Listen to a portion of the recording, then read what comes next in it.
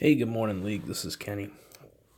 Doing a quick video today. It's been about a week or so since I've done one, so wanted to recap a couple war attacks.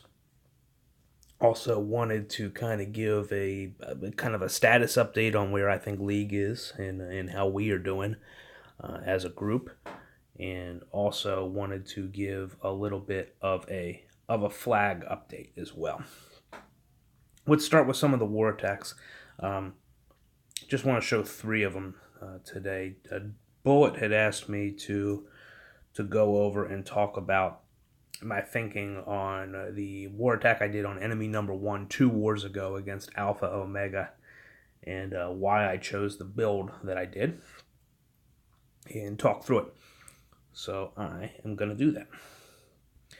So this is a similar, kind of a frequent base that we see, right? Or at least a similar style. My current war base is also similar to this one, where you have it's a pretty big base. You have the 4 air defenses on the corners.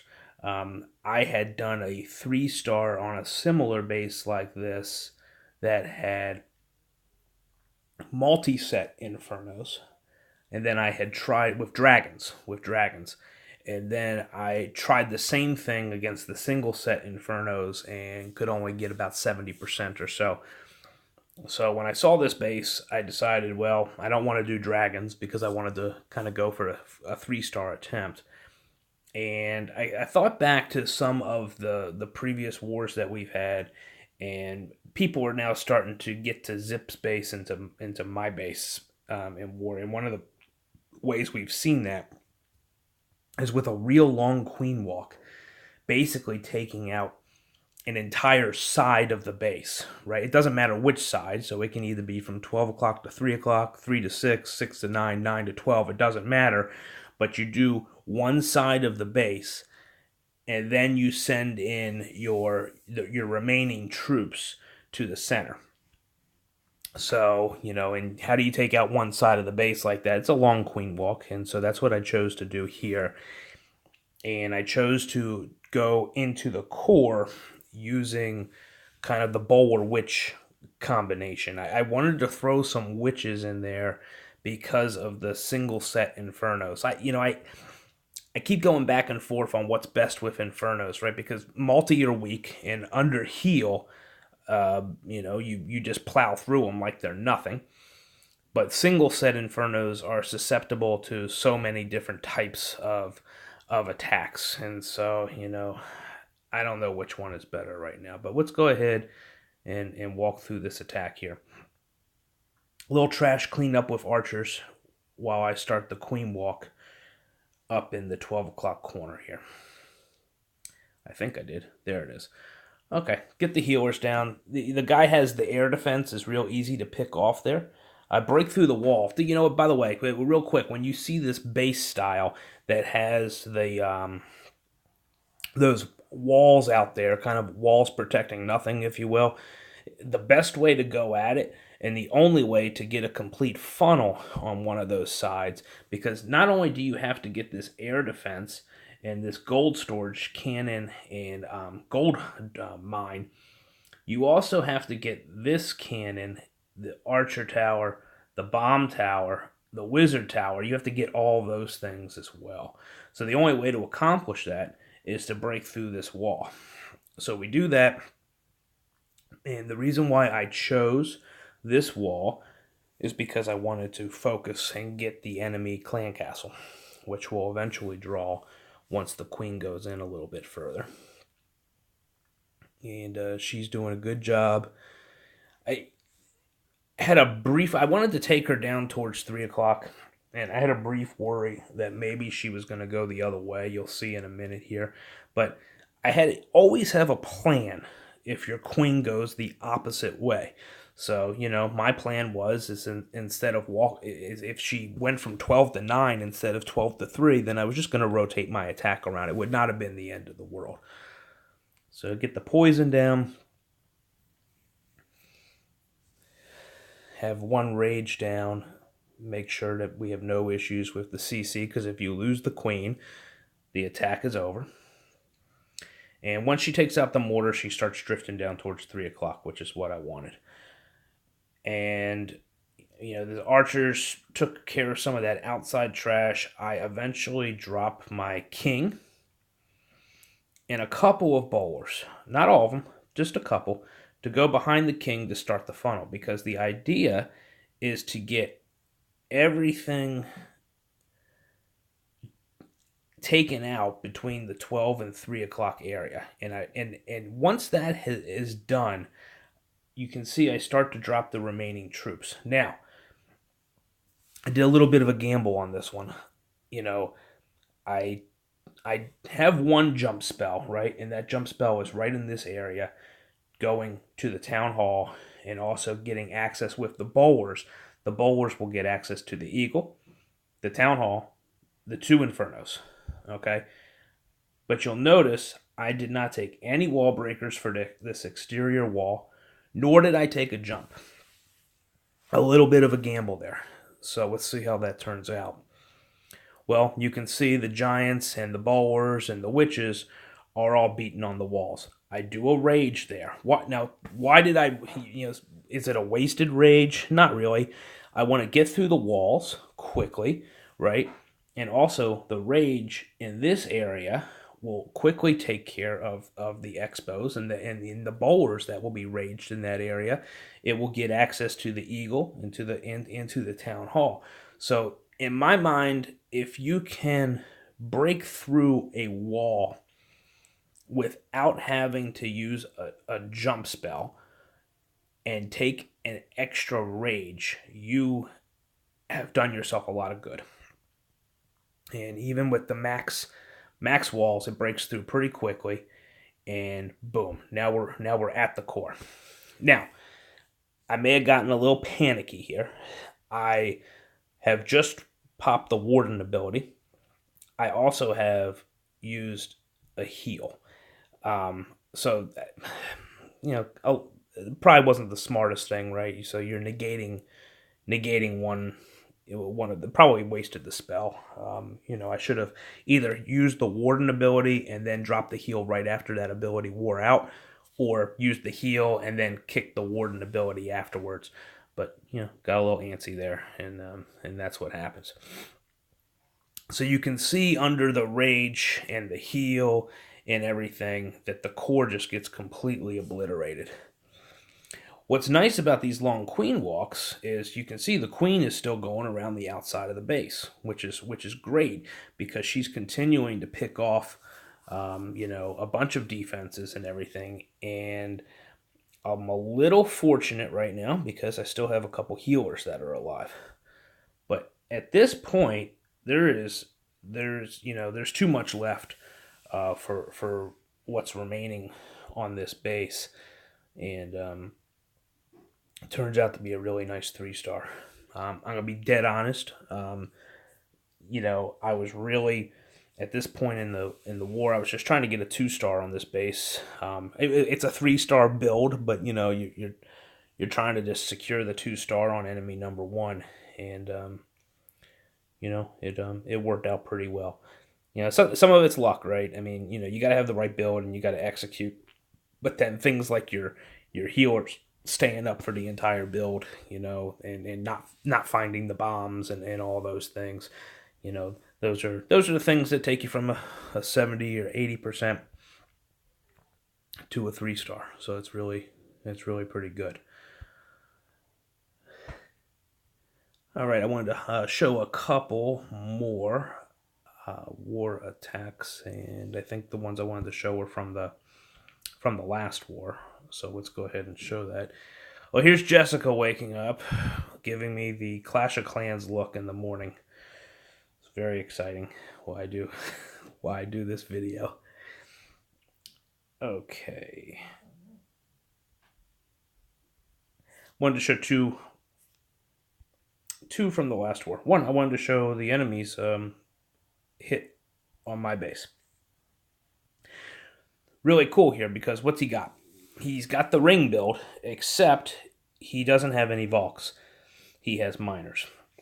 And that is a really smart choice here because some ring builds calls for, if you're going to use Volks, calls for 2 jump spells, and my base is one of those, right? Because you can jump into the core, and you can get to the town hall, and you can get to one Inferno, but you can't get to the other.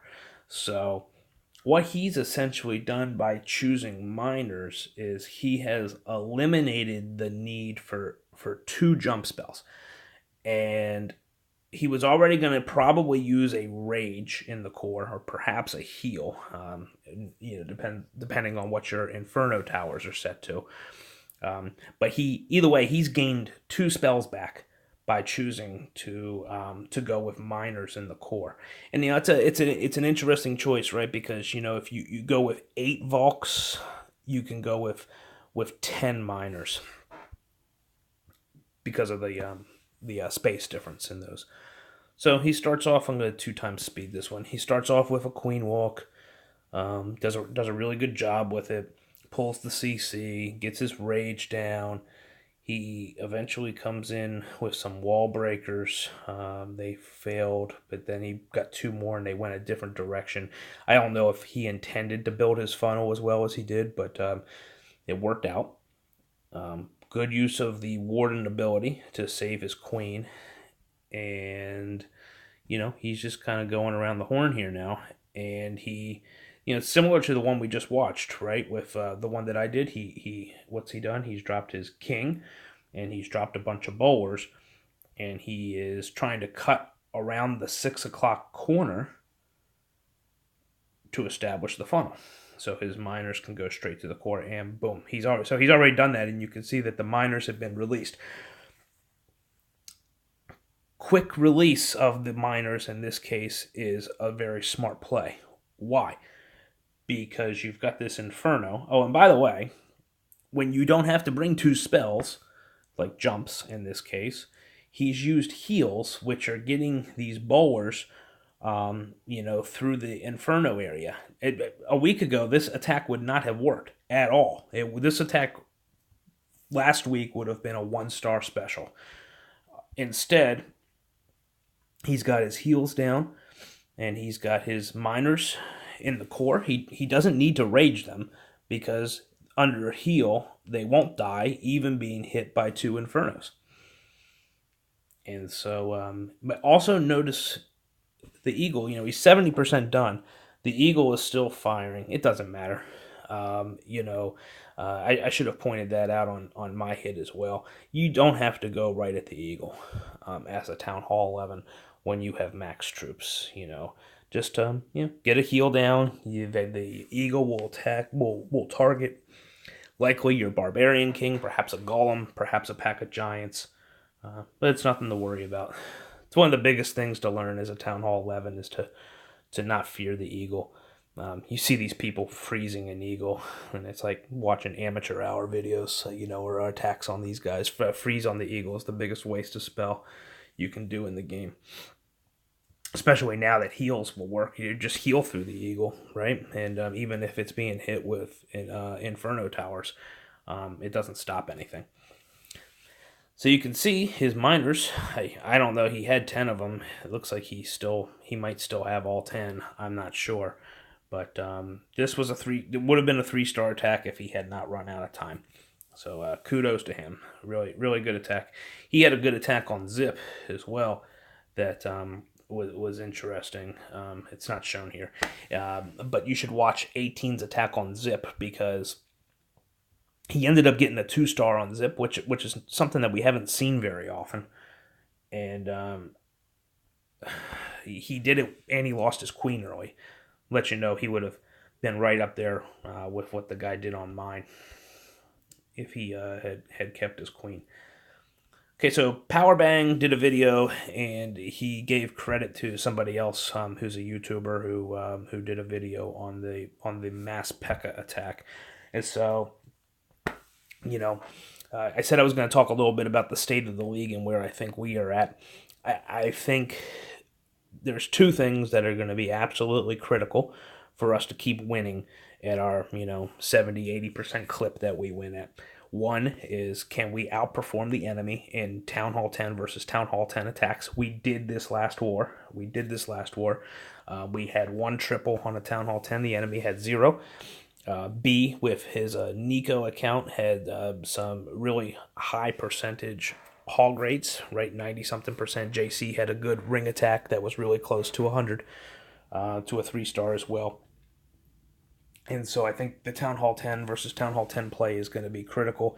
Also, the Town Hall 11 versus Town Hall 10 play is going to be an absolute must, right? So I think once the hero upgrades come and once the extra camp space comes, 11 versus 10 is going to have to be kind of like a must 3-star. Yeah, and the enemy outdid us on that one, this war.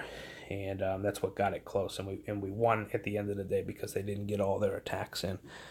And I had made a comment on the board that we got lucky to win. Well, not really. Gino corrected me. He said that, well, getting all your attacks in is part of the game, and it is. And we play the game the right way, which is we win a lot of wars just because we play the game the right way. Anyway, this is the 8 Pekka attack. So what happens? So, I'm setting a funnel to do an entry right on this wall here at the 130 area. So I do 2 Pekkas on this side. I do 2 Pekkas on the other side, and I have the ones in the corner here, right? So this Pekka is going to take this builder hut and then slowly march down towards this camp. This Pekka is going to hit the camp and then head back towards the area where I'm trying to get the troops to come in. Same thing on this side. This Pekka is going to hit this elixir pump and then this builder hut, while this Pekka is going to hit the gold mine and then eventually come back towards the core. Note there are no wall breakers and there are no jump spells, and that is because the Pekkas, especially under rage, will just blast through those walls. No need to waste those spells. And now that this guy has Inferno set on multi, you can just go ahead and use the heal spells in a timely fashion and get through the base. So let's see how it works out. Funnel is set. I send a witch and a wizard down on this one side to help.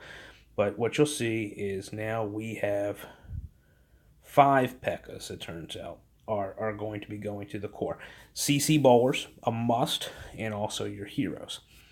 So we get the rage spell down. Again, the rage, you want to do it so the outer edge of the rage is on the other side of this wall to help them get through the wall. Plus, it's, you still get a full benefit of the rage spell because it's going to come in here and help with the Inferno Tower area. You can see they get through the wall very quickly. They get through the next wall just as quickly, and you get a heal spell to take care of the now nerfed Inferno Tower. You get the poison spells down to take care of the clan castle, and this is kind of an easier attack too. It's a little spammy, right? And you just kind of have to keep your eyes on the main pack. Mine end up splitting a little here, and so I had to make a decision which group was I going to heal up, which group was I going to use the rage on, and I chose to use it with the side that had the heroes. I just thought that made the most sense. And they're going through, and I still have the queen ability here, burn the king ability. Queen has full health when it comes over towards the Inferno area, and I may have jumped the gun a little bit here, but I was a little worried that the Inferno was starting to kill things off, so I wanted to make sure the Inferno Tower just went down. And it did. And now, you sit here and you just hope that you have enough left. Kind of as a general rule of thumb, I've always found that if you have a Town Hall 10 versus Town Hall 10 attack and they're pulling 65 to 70%, that a Town Hall 11 can run the same exact attack and should be able to get a pretty easy 3-star. That's how much difference the Warden makes. That's how much difference the extra spell makes. And so I do think that this is a good dip strategy for Town Hall 11 versus Town Hall 10 if we're having trouble with that. I think the extra level of the Pekka to level 6 will make a big difference. Obviously, the extra spell, and then of course you've got the huge advantage of the Warden. But back to the point, leaving Town Hall 10 versus Town Hall 10 is just going to be critical, because what we're already starting to see, our Town Hall 11s are not holding up to 1-star anymore. They're not going to once people have the extra camp space. They're not going to once people have level 50 heroes instead of level 45 heroes.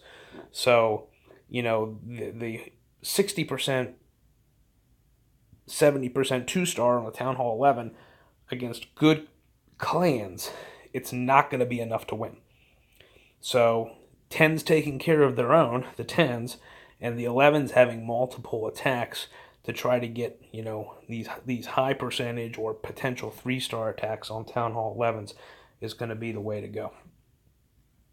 This video is running pretty long. I wanted to do a flag update. I'll do it quickly. A couple people are losing flags, and that's great. Mad Taunch said the other day that she finished her gear ups, so she has lost all of her flags now. Good job, MT. Zip is got 16 walls left on his main account. That's going to have him dropping a flag, because he'll now have all of the level 11 walls that were maxed for the previous Town Hall 10. Good job, Zip. New guys, Skinner Bill, Mike, Smash. If you guys have questions about the flags, let me know.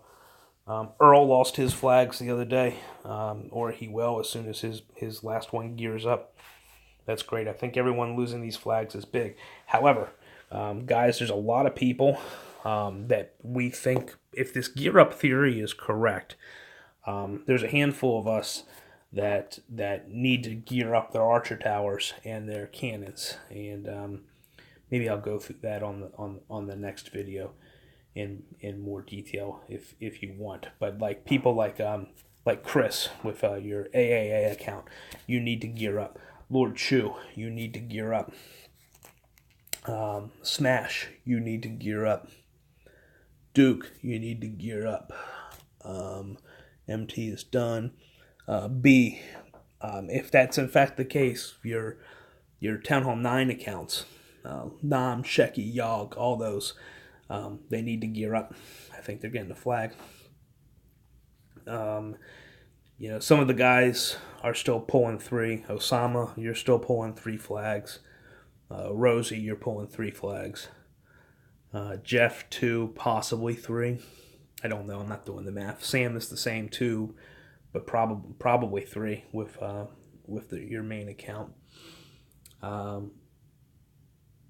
Jas, 2 flags. Ahmad, 2 flags. Junior, 2 flags.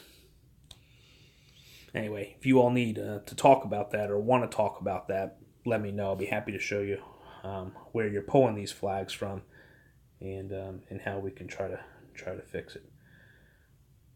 One final thing. Let's see if we can catch anybody doing a live attack. Oh gosh. You remember when Hella used to yell at everybody for not having a shield? Look at that nice mood with no shield. Shameful. Shameful. Anyway, thank you everybody. Have a great day. Happy New Year, and we will all talk soon. See you.